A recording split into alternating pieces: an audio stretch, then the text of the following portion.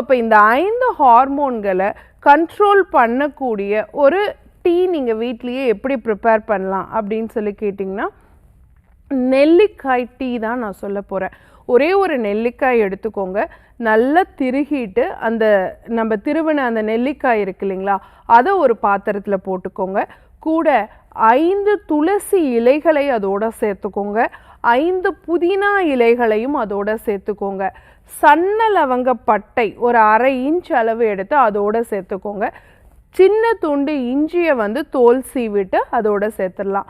2 cup தண்ணி விட்டு நல்லா கொதிக்க வச்சு 1 கப்பு ஆன பிறகு அதை வடிகட்டி நீங்கள் குடிச்சிருங்க. இதை படிப்படியாக நீங்கள் எடுத்துகிட்டு வரும்பொழுது இந்த ஹார்மோன் காரணமாக ஏற்படக்கூடிய தொப்பையை நம்ம குறைக்க முடியும். காலை வெறும் வயிற்றுலையும் எடுத்துக்கலாம், அல்லது உணவுக்கு பிறகும் நீங்கள் எடுத்துக்கலாம்.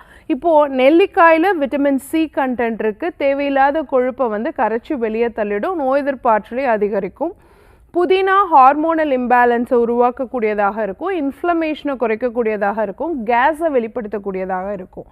துளசி ஹார்மோனல் இம்பேலன்ஸ்க்கும் தைராய்டு சார்ந்த பிரச்சனைக்கும் ஒரு நல்ல தீர்வை கொடுக்கக்கூடியதாக இருக்கும். இஞ்சி உங்களுக்கு ஆல்ரெடி தெரியும், குடல் ஆரோக்கியத்தை மேம்படுத்தி கொடுக்கக்கூடிய முக்கியமான ஒரு உணவுப் பொருளாக இருக்குது. சன்னலவங்கப்பட்டை இன்சுலின் மாதிரியான ஹார்மோன்களை சீர் செஞ்சு அதனால் ஏற்படக்கூடிய தொப்பையை குறைக்கிறதுக்கு சப்போர்ட் பண்ணும்.